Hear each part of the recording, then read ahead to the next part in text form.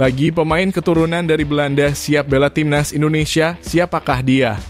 Simak sampai selesai videonya. Yes, alhamdulillah, jebakan Shin Tae-yong untuk timnas Irak sepertinya berhasil. Pemain timnas Indonesia harus bisa hajar Irak di GBK. Selamat Calvin Verdonk resmi menjadi warga negara Indonesia. Simak penjelasannya agar bisa bermain melawan Irak. Menpora sebut pemain diaspora beri dampak positif bagi timnas Indonesia.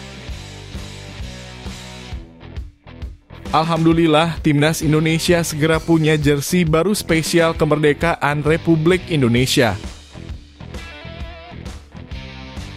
Wasit Shaun Evans akan pimpin laga timnas Indonesia vs Irak.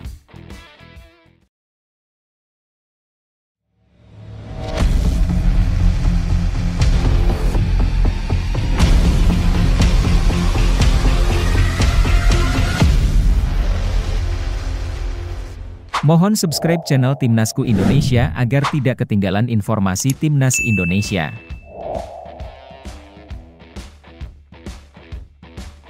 Menpora sebut pemain diaspora beri dampak positif bagi timnas Indonesia. Menteri Pemuda dan Olahraga Dito Aryo Tejo menyatakan bahwa mendatangkan pemain sepak bola keturunan Indonesia yang berada di luar negeri telah memberikan dampak positif bagi pencapaian timnas Indonesia.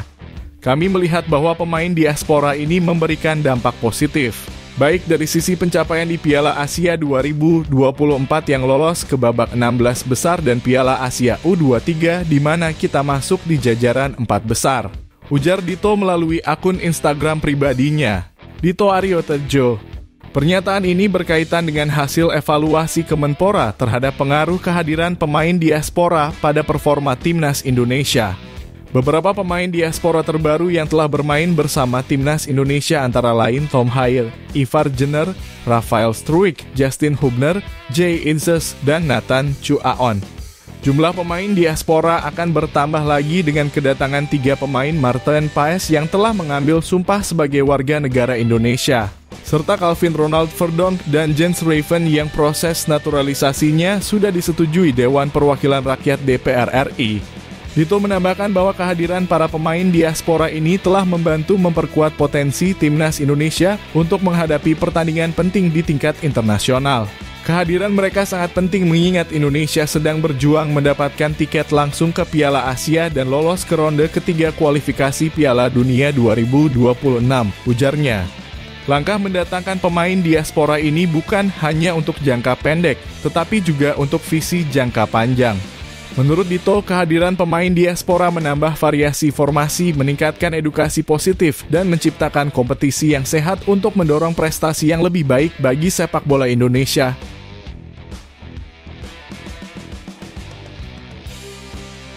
Jebakan Shin Tae-yong ke pemain Irak berhasil.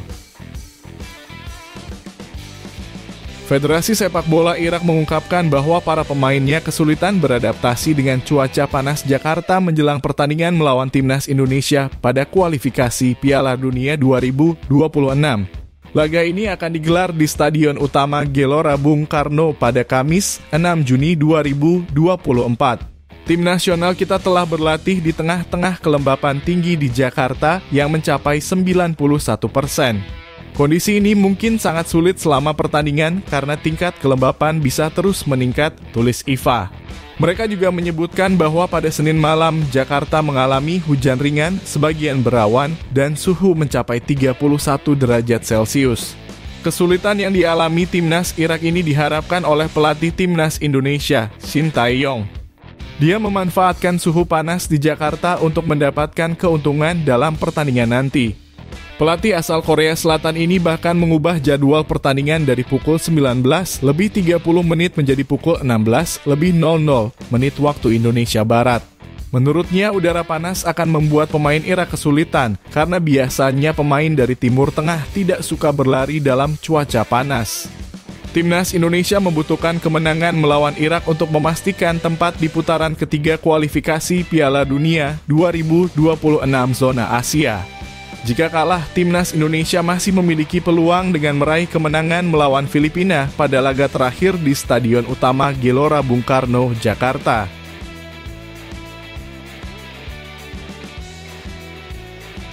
Calvin Verdonk resmi jadi WNI, masih ada satu langkah lagi bisa bela timnas Indonesia. Ketua Umum PSSI Erick Thohir mengumumkan bahwa Calvin Verdonk telah resmi menjadi warga negara Indonesia dalam kurung WNI. Namun, masih ada satu proses lagi yang harus dilalui Calvin sebelum bisa membela timnas Indonesia. Erick menjelaskan bahwa Calvin Verdonk sudah menjalani pengambilan sumpah WNI serta membuat KTP dan paspor Indonesia. Erick yang juga menjabat sebagai Menteri BUMN menyebut bahwa pemain NEC Nijmegen ini hanya perlu mendapatkan persetujuan FIFA untuk bisa debut bersama timnas Indonesia dalam waktu dekat. Alhamdulillah Calvin Verdonk sudah resmi menjadi WNI setelah pengambilan sumpah. Setelah proses pengambilan sumpah, Calvin juga langsung membuat KTP dan paspor Indonesia, tulis Erick di akun Instagram pribadinya pada Selasa dalam kurung 4 Juni 2024. Masih ada satu langkah lagi, yaitu persetujuan FIFA agar Calvin bisa membela timnas Indonesia, tambahnya. Dengan selesainya proses naturalisasi ini, diharapkan Calvin Verdonk bisa tampil membela timnas Indonesia saat melawan Filipina dalam lanjutan grup F putaran kedua kualifikasi Piala Dunia 2026 zona Asia. Pertandingan tersebut akan berlangsung di Stadion Utama Gelora Bung Karno pada Selasa 11 Juni 2024. Erick juga menyampaikan rasa terima kasihnya kepada semua pihak, termasuk Presiden Joko Widodo, yang telah bekerja sama dalam menyelesaikan proses naturalisasi bek sayap kiri tersebut.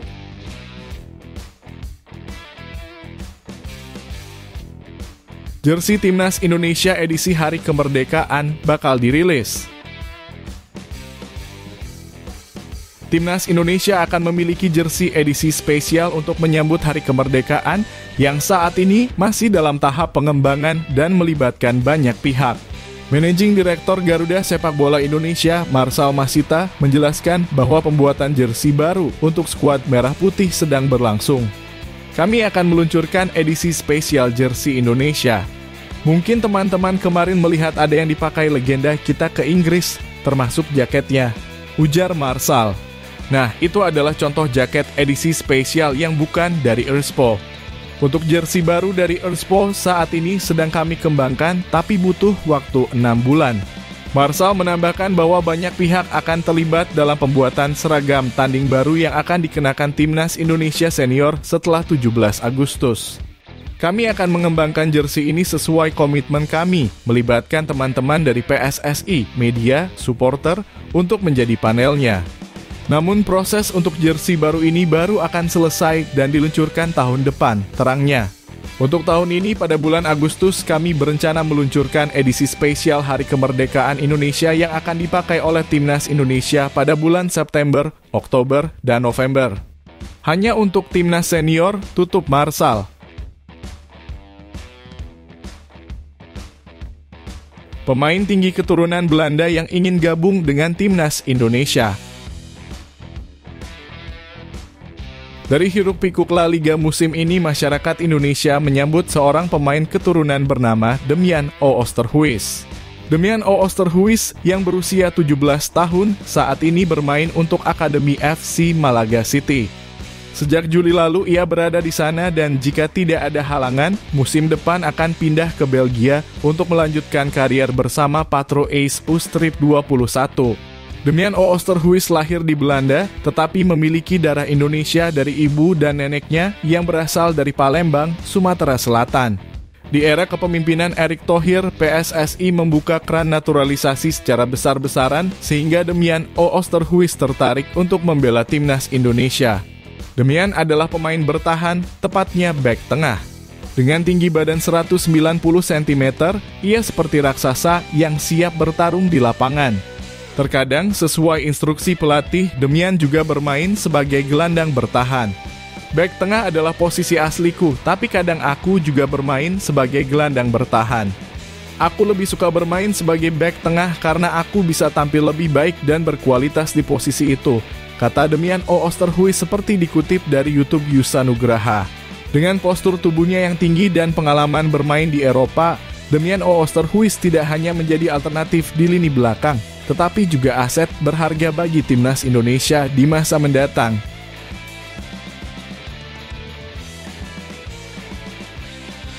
Wasit Shaun Evans pimpin laga timnas Indonesia vs Irak.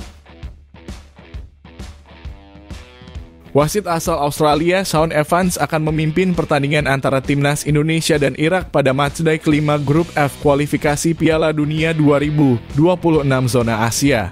Pertandingan ini akan digelar di Stadion Utama Gelora Bung Karno (SUGBK) pada Kamis 6 Juni 2024 pukul 16.00 waktu Indonesia Barat.